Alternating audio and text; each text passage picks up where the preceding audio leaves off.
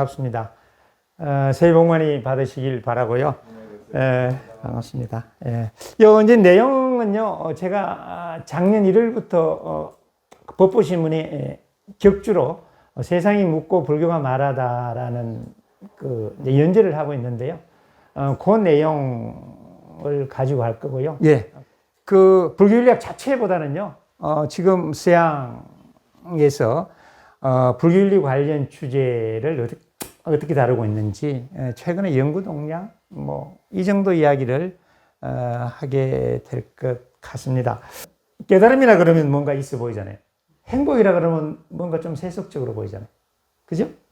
수행이라 그러면 좀 있어 보이고, 이익이나 쾌락이라 그러면 굉장히 좀 이상하게 보입니다. 그죠? 연기나 공 뭐하라 그러면 정말 이게 불교의 정수 같고 그런 생각이 듭니다. 그런데 공동선이다? 이런 말 하면 좀, 불교와 직접 관련 없는 것 같고, 좀 등급이 떨어지는 것 같고, 그런 느낌 있잖아요. 근데 불교의 도덕은 후자예요. 아주 심오하고 진지한 어떤, 영역을 이야기하기보다, 좀 시시하지만, 상식적이지만, 그것이 없으면 살 수 없는 최소한의 어떤 그 가치를 공유하자는 그런 입장이 윤리학이거든요. 그래서 다 아는 것 같지만 실제는 그렇게 생각하고 말하고 행동하기가 그렇게 쉽지 않은 그런 영역이라고 할 수 있고요. 그래서 특히 이 불교는 수행과 깨달음을 표방하는 아주 이 최고급 어떤 정신 수행 체계라고 할까요? 그렇기 때문에 계율도 수행을 이야기할 때 한 방편 정도로 다뤄진 것 같은 느낌을 저는 개인적으로 가지고 있어요. 수행과 깨달음이라는 그 가치가 너무 최고의 목적이 있기 때문에요. 그래서 불교 윤리란 말은 사실 우리 중국으로 건너오게 된 우리 한반도를 포함한 대성불교권에서는 윤리란 말 자체를요, 지금 사용한 지는 20년 정도밖에 안 됩니다. 그때는 계율로 다 커버할 수 있다고 생각됐고, 기존 우리가 가지고 있는 도덕관념이나 윤리의식 가지고도 다 이렇게 커버할 수 있는 이야기처럼 이렇게 생각됐던 경향이 있기 때문에 저는 그렇게 생각하고요. 물론 제 개인적인 판단일 수도 있는데요. 그래서 이거는 참고로 하시면 좋을 것 같습니다. 64년에 처음으로 이제 윈스턴 킹이라는 사람이 인도 오프 니르바나라는 책에서 처음으로 이제 에틱스란 말을 사용했고요. 5세기가 아니죠. BC 5세기경이죠. 그죠? BC 5세기경이 이제 그 무렵에 고대 히락과 거의 같은 시기였거든요. 그런데 이제 우리가 알다시피 그리스에서는 민주주의라는 개념이 이제 태동하게 되잖아요. 그런데 인도에서는 그야말로 전제군주 국가였습니다. 거기서 개인이 어떤 그 일상의 주가 되는 왕이나 특별한 신분이 아닌 사람들은 그런 지위를 누리지 못했죠. 그래서 윤리 도덕이란 말이 그 학문이나 기타 일상의 담론으로 등장하기 굉장히 어려운 분위기였다, 이렇게 말할 수 있고요. 그리고 이제 불교는 일단은 출가 수행자 운동이잖아요.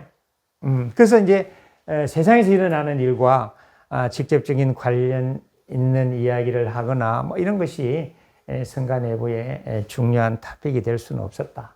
이렇게 이제 서양 사람들은 이야기를 하고 있습니다. 윤리와 이 도덕, 윤리학, 에틱스 혹은 모랄 필로소피 할 때는 기본적으로 우리의 행동과 말과 의도, 마음이라고 그러죠. 불교에서는 그것을 판단하는 기준이 크게 3가지 정도가 있습니다. 그래서 요걸 전제했을 때 윤리나 도덕이란 말을 사용할 수 있어요. 근데 계율은 만들어진 시점이 과거입니다. 그죠? 과거.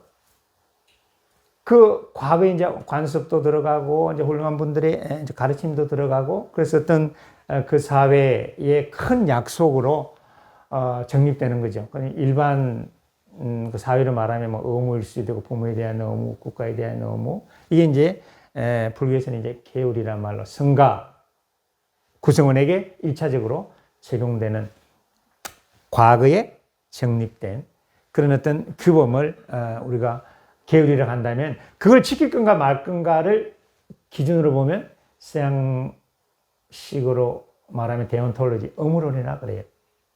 그 다음에 이제 우리가 어떤 행동을 할 때는 기존의 어떤 규범이나 계율 외에도 내가 이렇게 A 옵션으로 행동하거나 B 옵션으로 행동하거나 C 옵션으로 하면 앞으로 어떤 결과가 있을까를 누구든지 본능적으로 생각하게 됩니다. 이걸 목적론, 결과론이다 이렇게 이야기해요. 서양용어로.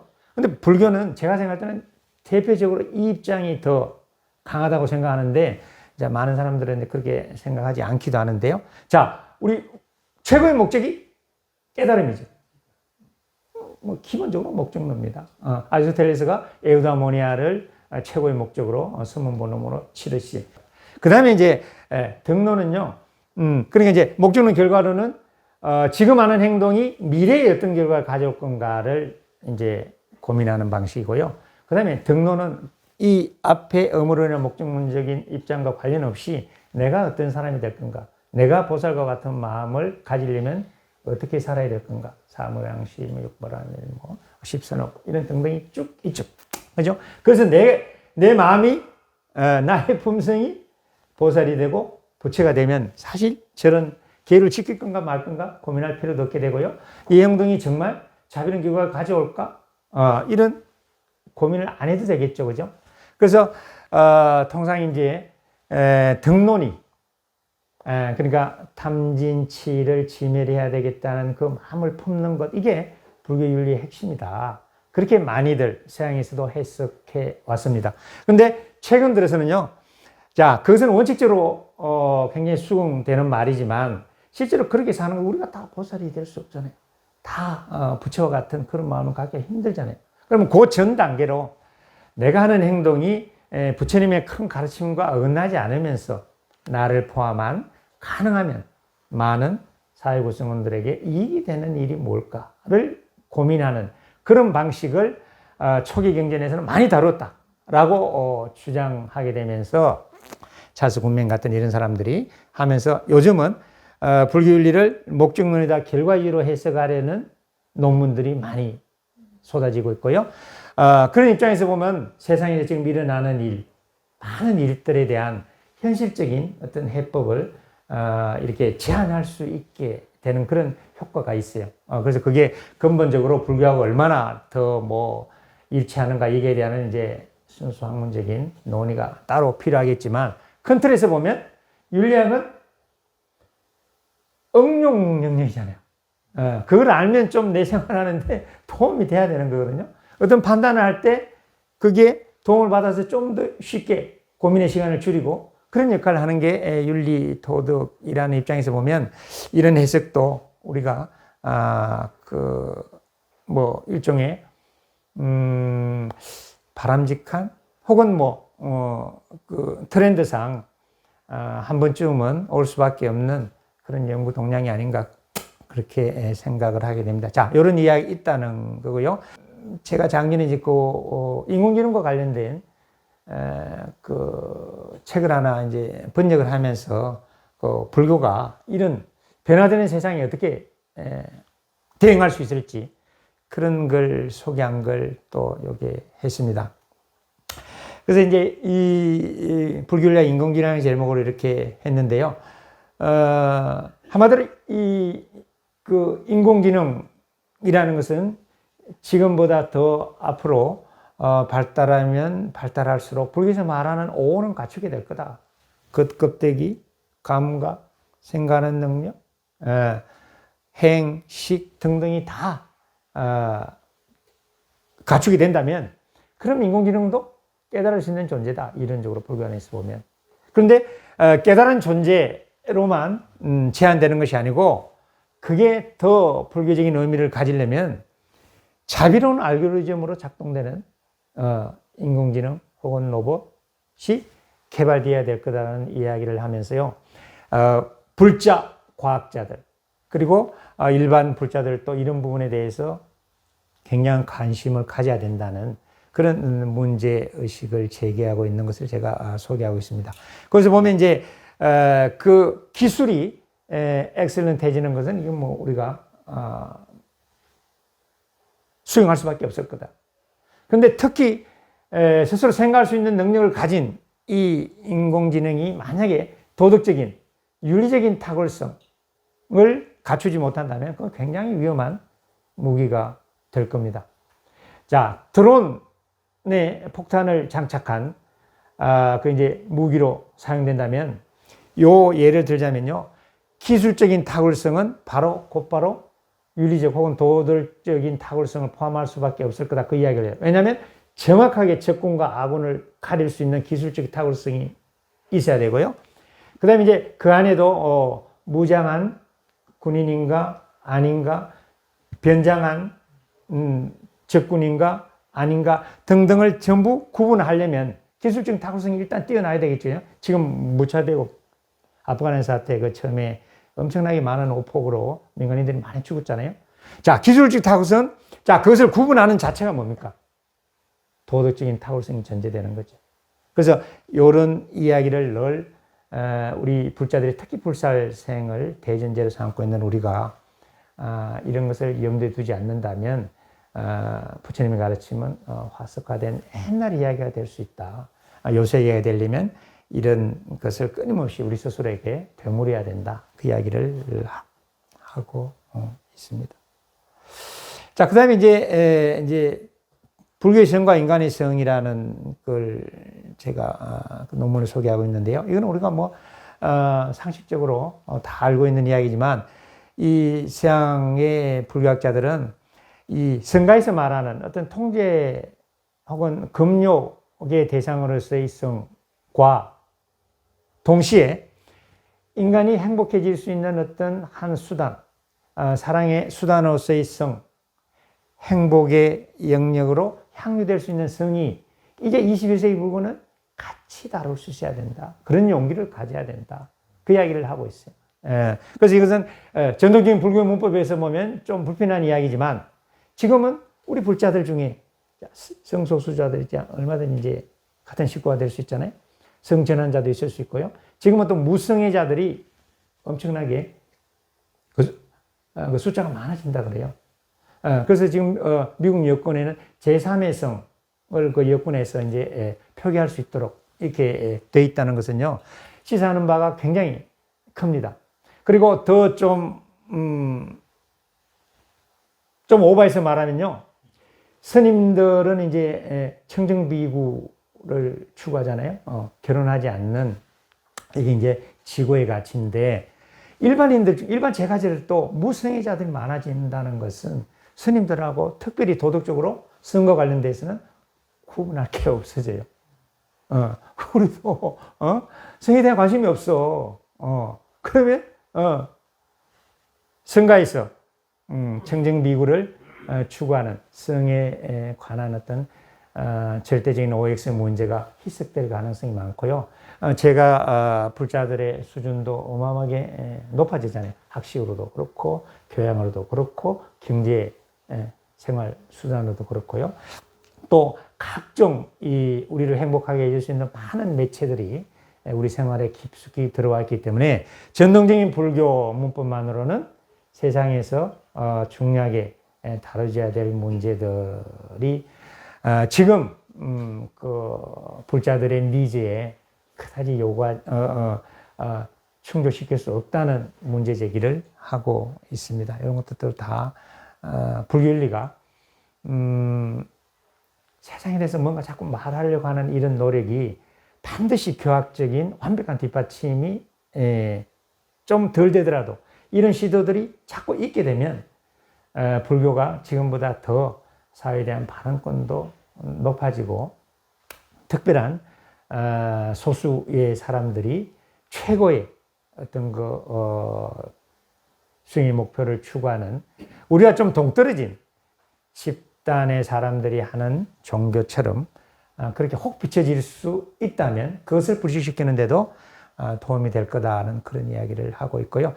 그 다음에 이제 동물의 살생, 뭐 이런 우리가 지금 또 많이 이야기하고 있죠. 1,500만 명 정도가 반려동물을 키우는 그런 사람들이라고 그러는데요. 이거는 뭐 많이 나와 있지만 이것도 한번 다시 제가 논문을 소개하면서 이야기를 했습니다. 그래서 이제 동물을 이제 그 경장하고 율장에 좀 차이가 있는데요. 율장은 이제 사람을 사생하는 거하고 동물을 사생하는 것은 좀 구분했습니다. 동물을 사생하는 것은 좀 덜한 범죄고요. 근데 이제 경전에서는 굉장히 이제 지옥에 떨어질 록보로 이렇게 이야기하고 있는데, 그러면 현대적으로 어떻게 할 건가? 근데 동물을 대하는 방식, 동물의 존재를 있는 그대로 존재론적으로는 모든 생명의 이제 동등성을 인정하지만 동물을 다루는 방식에서는 현실적으로 우리가 좀 차이를 둘 수밖에 없다. 마치 피터 싱어의 이익동등 고려의 원칙을 적용할 수밖에 없다는 현실적인 이 대안을 이야기하는데요. 이런 게 바로 윤리예요. 완벽하게 모든 생명을 똑같이 대하라. 이건 완전주의적인 입장에서의 어떤 종교 영역이라고, 사상 영역이라고 할 수 있다면, 불교는 그것보다 훨씬 더 아래의 어떤 수준의 논의를 이야기하고 있다. 그렇게 보면 될 것 같고요. 그래서 윤리에서 완전을 찾으면 윤리를 계속 이야기하기가 어려워집니다. 그것은 종교나 철학이나 사상에서 이야기하고요. 윤리는 바로 우리의 희노애락과 관련되는 모든 문제들을 아주 깊은 수준에서는 아니지만 상식적이고 그리고 일상적인 의미에서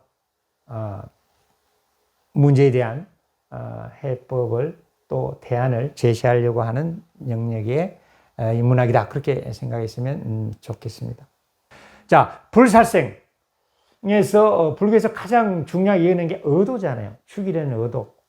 해를 끼치겠다는 의도가 굉장히 중요한데, 자, 어떤 사람이 뭐 흥분을 했거나 뭐 원수를 갚는다는 그 마음으로 했거나 살인이 일어났다고 칩시다.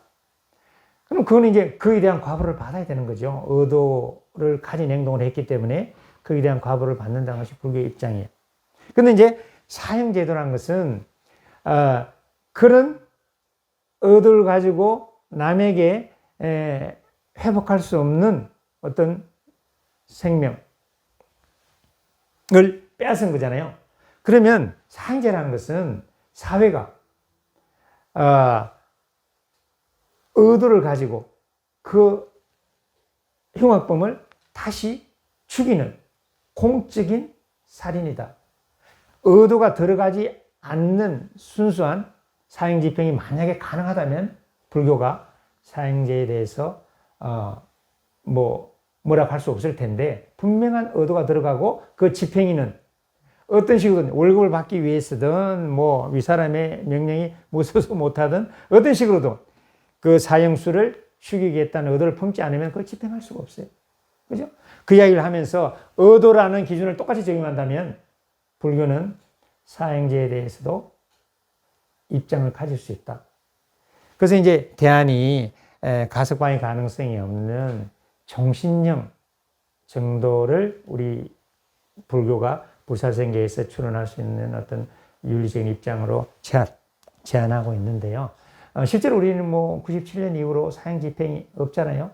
그런데 이제 사형제는 아직 존속하고 있지만 장차 이런 쪽으로 뭐 큰 흐름이 형성되지 않을까 싶은데, 불교 입장에서 보면 이런 것은 좀 참고할 만한 가치가 있을 것 같아요. 그 다음에 이제 평등과 권리에 대한 이야기들도 이제 불교가 하고 있는데요. 많은 사람들이 이제 불교에는 권리라는 개념을 찾아볼 수 없다, 그런 이야기도 많이 했는데, 실제로는 부처님 경전을 제대로 읽는다면 평등이라는 개념 안에 이미 권리가 충분히 함축되어 있다. 그런 이야기를 하면서 이제 지금 시대적인 분위기에서 개인의 권리가 불교도 충분히 배려하고 고려하고 있었다는 것을 자꾸 경전의 재해석을 통해서 소개될 필요가 있다. 그런 이야기를 하고 있습니다. 그래서 이제 달라이라마 스님의 이제 이야기도 하고 있는데, 불교야말로 민주주의의 원형을 찾아볼 수 있는 그런 가르침이었다는 그 사례도 쭉 들면서 이야기하고 있는데요. 모든 생명이 동등하다는 것을 전제한다면 그 생명이 최소한 생명에 대한 권리는 또 동시에 동등해야 되겠죠. 그러면 생명 대신에 우리가 뭐 직업이라든가 성적인 차별이라든가 경제적인 어떤 이런 등등을 그 자리에 대입하면 권리도 똑같이 동등하다는 것이 불교의 입장이라고 할 수밖에 없다. 그런 이야기를 쭉 하면서요. 불교가 옛날 이야기가 아니고 얼마든지 미래 이야기가 될 수 있다는 사례를 자꾸 끄집어내서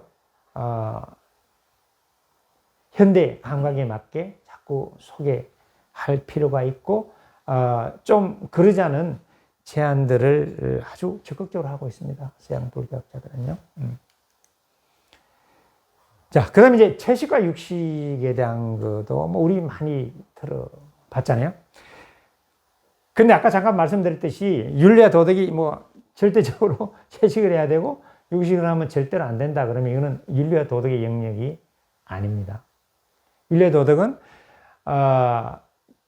채식을, 육식을 어느 선에서 어떤 방법으로 하는 것이 우리 부처님의 가르침에 불사생계의 취지에 적합할까를 계속 끊임없이 고민하고요. 다시 재해석하는 그런 노력들을 할 때 전체적으로 보면 고기 소비는 줄어들고 채식을 선호하는 사람들은 늘어나게 될 거다. 육식을 하면 지옥 간다는 말보다 채식을 해야 될 이유를 더 설득력 있게 설명함으로써 육식을 줄이는 방향, 이게 불교윤리가 취해야 될 입장이다. 그런 이야기를 하고 있는데요. 이것도 한번 우리가 한번 되돌아봐야 될 것 같아요. 그래서 육식에 대해서는 상대적인 절제가 필요할 것 같고요. 그리고 시간이 갈수록 이 상대적인 절제가 이루어지면 채식에 대한 상대적인 선호는 높아질 거다. 그런 이야기를 하고 있고, 이게 이제 또 윤리학에서는 식물에도 생명이 있다. 거기까지 이제 논의가 되기 때문에 그럼 또 이제 복잡해지지만 상식선에서 식물보다는 동물의 어떤 그 생명이 훨씬 더 리얼하게 와닿잖아요. 꼬집으면 아프고 때리면 막 고함 지르니까요. 동물들이. 그 이야기는 또 여러분이 관심이 있으면 식물윤리학이라는 영역도 있어요. 우리 불교의 교학은 엄청난 이 고급 사상 체계죠, 그죠? 그 뭐 어떤 뭐 종교 철학이 범접할 수 없을 정도의 그런 최고의 명품 사고 체계입니다. 근데 이제 윤리나 도덕이라는 것은 그런 명품이기보다는 그 명품이 집에 있지만 울려갈 때는 헐렁한 바지에 티셔츠 입고 빗자루 들고 그래야 되잖아요. 그래서 윤리는 청바지와 티셔츠 같은 역할을 하는 거예요. 근데 우리 집에 명품 구두와 명품 옷이 아무리 많아도 실제 청소할 때 혹은 밥할 때는 그 명품 옷 입고 할 수 없잖아요. 그죠? 그래서 그런 역할을 윤리가 하는데 그 윤리의 콘텐츠를 부처님 가르치면서 찾아오자, 끌어오자. 이게 이제 불교윤리학의 기본 입장입니다. 그 이제 뭐 의무론적인 입장, 그 다음에 결과주의적인 입장, 등론적인 입장 이렇게 있다는 이야기를 아까 서두에 잠깐 말씀드렸는데요. 그것을 이렇게 좀 종합한 어떤 중도적인 결론의 제안이 요즘 캐릭터 컨시퀀셜리즘이에요. 자, 이런 것은요, 의무론과 결과주의와 품성론, 덕윤리를 이렇게 좀 중도적인 입장에서 이렇게 종합한 거라 그럴까요?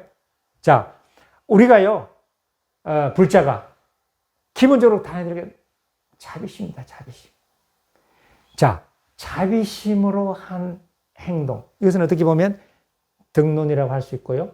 우리 품성이 그렇게 돼야 되다 보니까요. 그리고 또 어떻게 되면 부처님의 각종 계율에 그 정신에 전제된 것이 자비심이잖아요.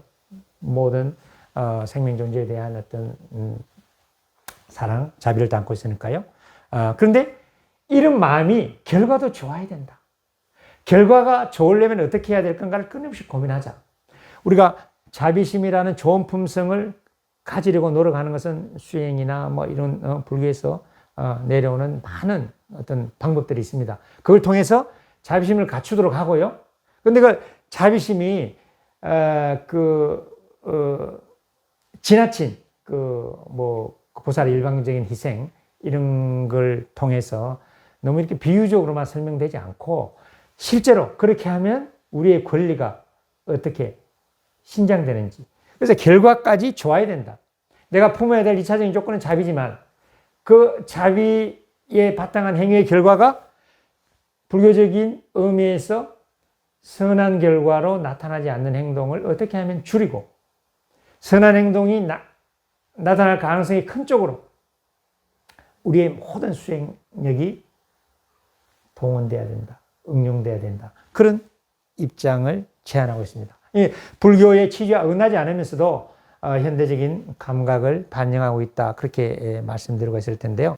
기존에 탐진치를 지멸해야 되는 부처님과 같은 불성을 갖는 것이 불교의 핵심이다. 라고 이야기했던 기존의 좀 주류적인 생각을 지금 대체하고 있는 것이 아닌가 그런 생각을 하고 있고요. 저는 개인적으로 결과주의자에 가깝기 때문에요. 저는 이쪽을 상대적으로 선호하고 이런 것이 더 응용 가능성이 더 충분하다 그런 생각을 하고 있는데요. 뭐 입장에 따라서는 뭐 여러 이야기가 할 수 있을 겁니다. 이런 것들이 자꾸 논의되다 보면 서로 이제 영향을 미쳐가지고요.